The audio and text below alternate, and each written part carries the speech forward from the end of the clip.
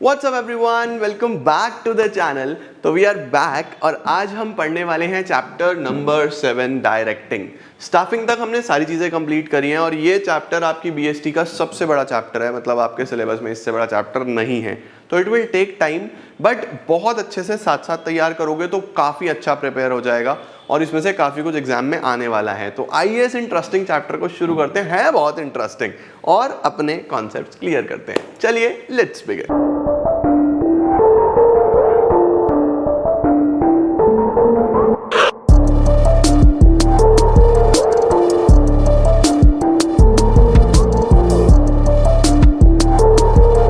तो शुरुआत करूं अगर मैं डायरेक्टिंग से, तो डायरेक्टिंग है क्या? तो देखो, डायरेक्टिंग हमारे पास one of the function of management है। सर कितने फंक्शंस ऑफ मैनेजमेंट हमने पढ़े हैं? 5।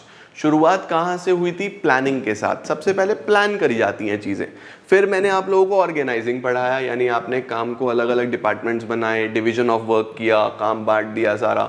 देन आपने स्टाफिंग में उस पर्टिकुलर काम को करने के लिए कैपेबल इंसान ढूंढे, कॉम्पिटेंट पीपल ढूंढे। जब वो आपको मिल गए तो प्लानिंग हो गया, ऑर्गेनाइजिंग हो गया, स्टाफिंग हो गया।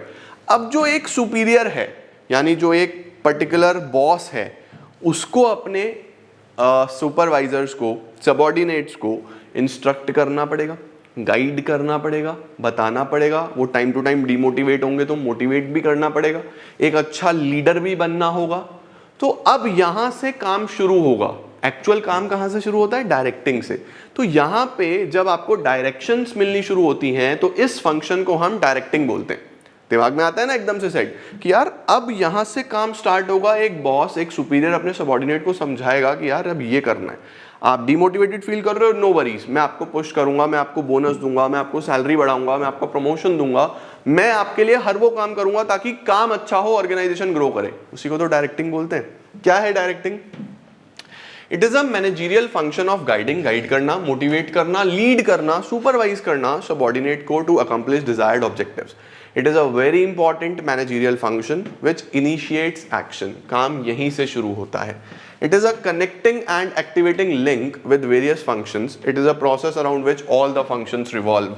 मतलब सारा काम यहीं से होता है, सारी परफॉर्मेंस इसी के आसपास घूमती है, क्योंकि काम शुरू ही यहां से होता है। सही है? Directing is the heart of management. अरे वाह, क्या बात है, क्या लाइन है। डायरेक्टिंग की डेफिनेशन मैंने ऑलरेडी पढ़ा दी है। हेरी की डेफिनेशन है, इसका स्क्रीनशॉट ले लो, पढ़ना हुआ पढ़ लेना, नहीं पढ़ना हुआ तो मत पढ़ना, कोई दिक्कत नहीं। कैरेक्टरिस्टिक्स के साथ शुरू करते हैं कि व्हाट आर द कैरेक्टरिस्टिक्स। जैसे तुम्हारे characteristics, you are smart, you are beautiful, you are active, you are somewhere lazy. तो बहुत सारी कैरेक्टरिस्टिक्स होती है ना, तो ऐसी कैरेक्टरिस्टिक्स हम लोग यहाँ पे देख रहे हैं। सबसे पहला, directing initiates action. Directing is अ की मैनेजरियल फंक्शन। इनिशिएट्स का मतलब शुरू होना, एक्शन का मतलब काम। तो यहां से काम शुरू होता है। A manager has to perform this function along with planning, organising, staffing while discharging his duties in the organisation. यहां से डायरेक्टिंग एक्चुअल में एक्शन को इनिशिएट करता है। यहीं से तो काम बताया जाएगा, यहीं से तो काम होगा। Next, directing takes place at every level of management, चाहे हो टॉप लेवल, चाहे हो मिडिल लेवल, चाहे हो लोअर लेवल। हर लेवल पे सुपीरियर अपने सबऑर्डिनेट को इंस्ट्रक्ट, गाइड, मोटिवेट, पुश कर ही रहा है कि आप काम ऐसे करो, इस तरीके से करो, कोई गलती होगी तो सुधारेंगे, चीज़ें बनाएंगे, फटाफट से हम चीज़ें ग्रो करने की कोशिश करेंगे साथ में। तो डायरेक्टिंग हर लेवल पे चलता है, चाहे वो टॉप लेवल हो, चाहे वो मिडल हो, चाहे वो लोअर हो, चाहे वो वर्कर्स के पार्ट पे हो, डायरेक्टिंग चलता रहेगा। Directing is a pervasive function. It exists at every level. Every location operates throughout an enterprise. Every manager, regardless of the number of subordinates, हर मैनेजर ये परफॉर्म करता ही करता है। Directing takes place wherever superior subordinate relationships exist. Directing is a continuous process, कभी रुकता नहीं है। एक टारगेट पूरा होगा, दूसरे के लिए डायरेक्ट करना पड़ेगा, दूसरा पूरा होगा तीसरे के लिए, तीसरा पूरा होगा चौथे के लिए, चौथा पूरा होगा पांचवे के लिए। तो directing is a continuous process. It is a dynamic and continuing function. The techniques and methods of directing have to be changed with the changing organizational conditions. बस ये है कि समय के साथ चीज़ें बदलनी पड़ती हैं, समय के साथ चीज़ों को अचीव करना पड़ता है, ग्रोथ स्ट्रैटेजीज पे काम करना पड़ता है और फटाफट चीज़ें खत्म हो जाती हैं। Next, it flows from top to bottom. Directing कैसे फ्लो करता है? फ्रॉम टॉप टू बॉटम, यानी ऊपर से नीचे। टॉप लेवल मिडल को बताएगा, मिडल लोअर को बताएगा, लोअर वर्कर्स को बताएगा। तो इसका जो फ्लो है, जो इसका एक डायरेक्शन है, वो टॉप टू बॉटम है। ऑब्वियसली सुपीरियर ही तो सबऑर्डिनेट को बताएगा, सबऑर्डिनेट थोड़ी ना कहेगा अपने सुपीरियर को भाई साहब ये काम करके आना कल, सुपीरियर बोलेगा भाई साहब ये करके आना, समझे। तो directing is the first initiated at top level and flows to the bottom through organisational hierarchy. It means that every manager can direct his immediate subordinate and takes instructions from his immediate boss. ठीक है, अच्छा. Goal oriented जो directing है वो काफ़ी ज़्यादा goal oriented है, यानी आप कभी भी देखोगे कि डायरेक्ट करा जा रहा है, सुपरवाइज करा जा रहा है, बताया जा रहा है, तो वो गोल के रेफरेंस में ही बताया जा रहा होगा. जो भी आपका टारगेट है, जो भी आपका गोल है, हम उस रेफरेंस में काम कर रहे होंगे. विदाउट रेफरेंस डायरेक्टिंग नहीं होती है. प्रॉपर रेफरेंस के साथ ही डायरेक्टिंग हो पाती है. जब तक रेफरेंस ना हो, गोल ना हो, तो डायरेक्टिंग हो ही नहीं पाएगी. मुझे पता है यार मुझे अपनी सेल्स बूस्ट करनी है, तो मैं अकॉर्डिंगली ही तो अपने सबऑर्डिनेट्स को गाइड करूंगा, इंस्ट्रक्ट करूंगा, मोटिवेट करूंगा कि यार ये नंबर ऑफ पीपल है जो हमें यहाँ पे एनरोल करने, समझ रहे हो. तो आपको पता होना चाहिए कि किस तरीके से आप इंस्ट्रक्ट कर रहे हो, गाइड कर रहे हो, आपका गोल क्या है, कहां तक आप पहुंचना चाहते हो, ये बहुत क्लियर होना चाहिए, तब डायरेक्टिंग अच्छी होती है. तो डायरेक्टिंग हमेशा गोल ओरिएंटेड होता है. Main objective of directing is to bring efficiency in the work being perform. This will immensely contribute towards achievement of goals. Deals with human resource. Directing mainly human resource में deal करता है. लोगों से काम कराना, guide करना, inspire करना, motivate करना, ये बहुत इंपॉर्टेंट है. It always attempts to improve the skills and quality of human resource. Human resource की क्वालिटी इंप्रूव करने पे काफ़ी ज़्यादा ध्यान रहता है एक अच्छे डायरेक्टर का. डायरेक्टिंग करने वाला डायरेक्टर, हाँ, या मूवी वाला नहीं है. अच्छा जी, now why is directing so important. क्यों इंपॉर्टेंट होता है डायरेक्टिंग, क्यों एक लीडर बहुत इंपॉर्टेंट है किसी भी ऑर्गेनाइजेशन में, क्यों एक अच्छा बॉस बहुत इंपॉर्टेंट है एक अच्छे ऑर्गेनाइजेशन में.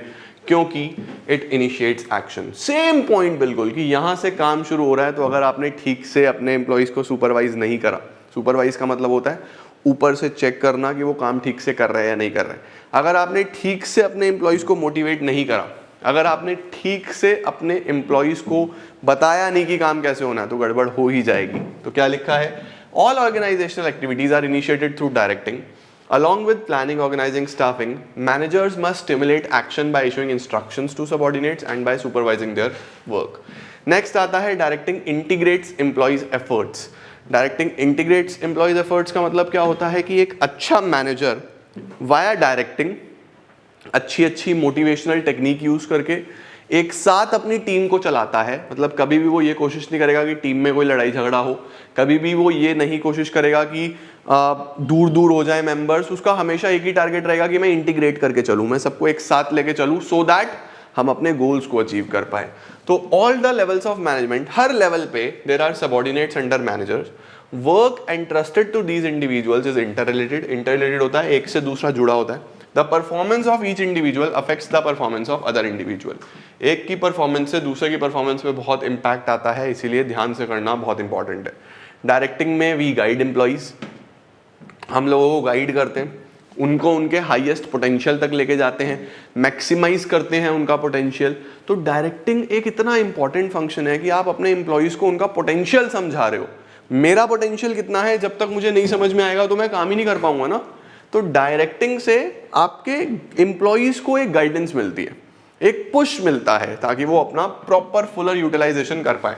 Directing guides employees to fully realise their potential and capabilities by motivating and also providing effective leadership. Directing facilitates to implement the changes. आप देखो हमारे आसपास जो एनवायरनमेंट है वो डायनामिक है, it keeps on changing.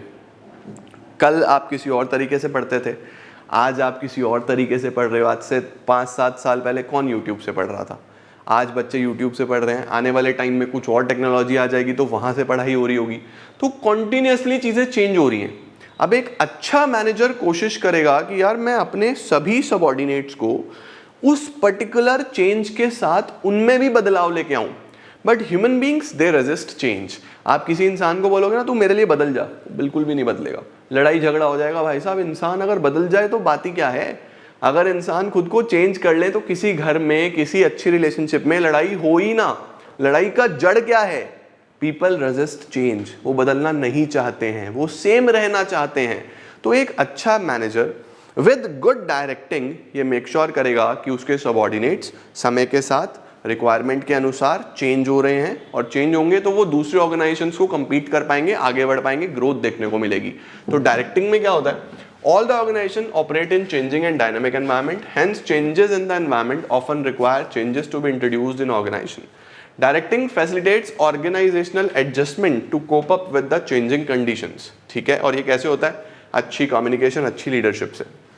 Directing bring stability and balance.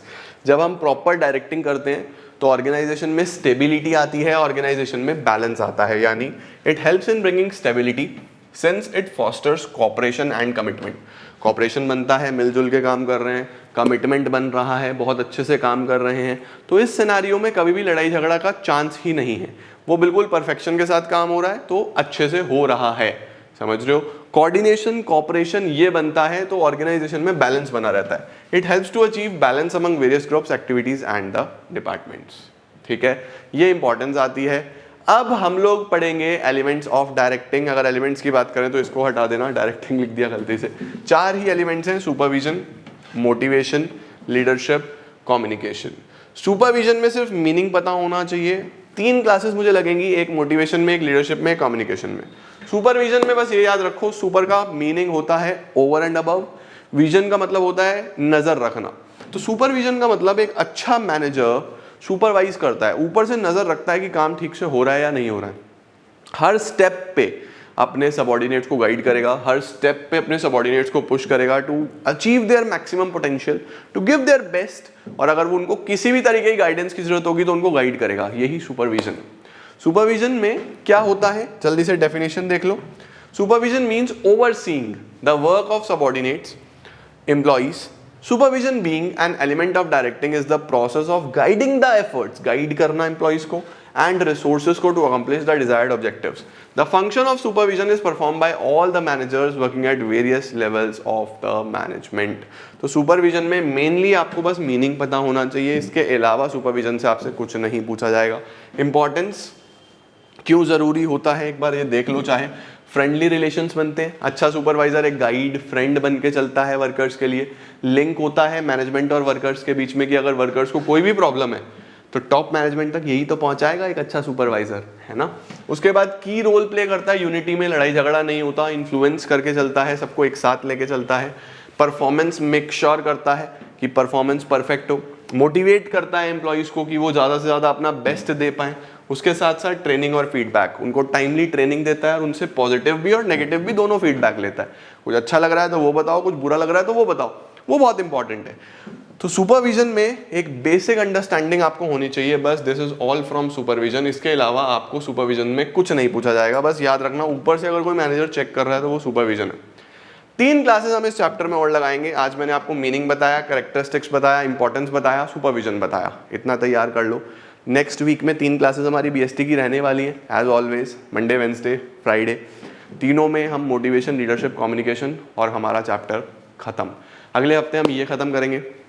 Controlling एक ही class में है, 1 शॉट में आपको करा दूंगा, कंप्लीट हो जाएगा और हमारा इस मंथ का बीएसटी का टारगेट भी पूरा हो जाएगा। तो हम बिजनेस स्टडीज़ अपना कंप्लीट करेंगे और फिर हम नेक्स्ट मंथ में एंटर करेंगे। जो चीज़ें छूट गई हैं हमारी अकाउंट्स में थोड़ा बहुत क्योंकि फेस्टिवल्स आ गए, तो हम वो भी पूरा करेंगे जल्दी से जल्दी। Thank you so much everyone. आप साथ साथ प्रिपेयर करके चलो, काफ़ी सारी चीज़ें हम लोग करने वाले हैं आने वाले टाइम में, तो बढ़िया से पढ़ते रहो। लाइक ज़रूर करना, वीडियो शेयर करते रहना अपने सभी फ्रेंड्स के साथ और मिलते हैं बहुत जल्दी। Till then take care, bye bye, keep growing and keep glowing.